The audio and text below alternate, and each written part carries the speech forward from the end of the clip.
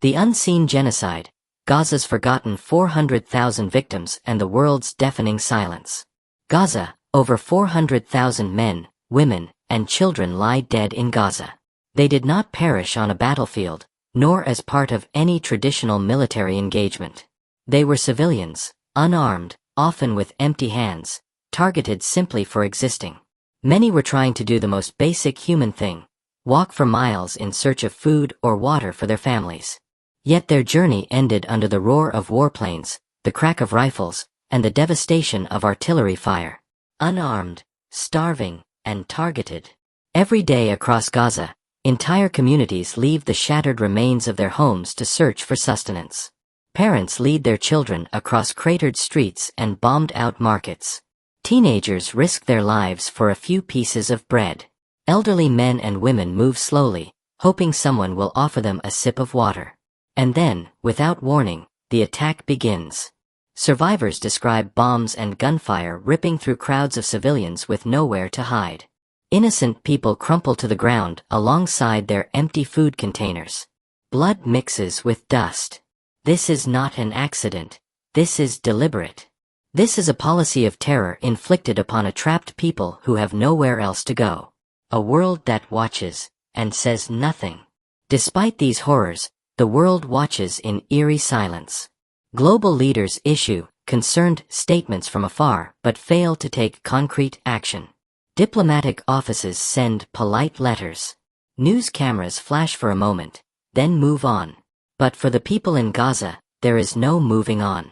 Every breath is a fight for survival. Every moment is haunted by the thought that they might never see their loved ones again. The weight of injustice. More than 400,000 civilians have perished. By some estimates, one of the largest civilian massacres of the 21st century. Yet, international bodies like the United Nations Security Council and major powers like the United States and the European Union have failed to act decisively. Even humanitarian corridors, the most basic assurance under international law, are blocked. Food and medicine are routinely withheld. As starvation becomes a weapon of war and hospitals collapse under endless bombardment, we must ask, what is left of our humanity? The double standards. When civilians in other parts of the world come under attack, especially those in Europe or America's allied countries, there is immediate international outrage. There are sanctions. There are war crimes investigations. There are loud, united cries of support. But when the victims are Palestinian, the world stays muted. That silence screams injustice. A moral imperative. If we believe in human dignity, if we believe innocent lives matter, then this genocide cannot be ignored simply because it's inconvenient. This is not just a Palestinian issue. This is a test of humanity's moral compass. To speak up, to demand accountability, to support humanitarian aid, to stand for justice. All of this is not a matter of politics but of basic human ethics. The time to act is now. History will judge those who stay silent. Future generations will look back and ask what we did when the streets of Gaza ran red with innocent blood. Every article, every voice, every protest matters.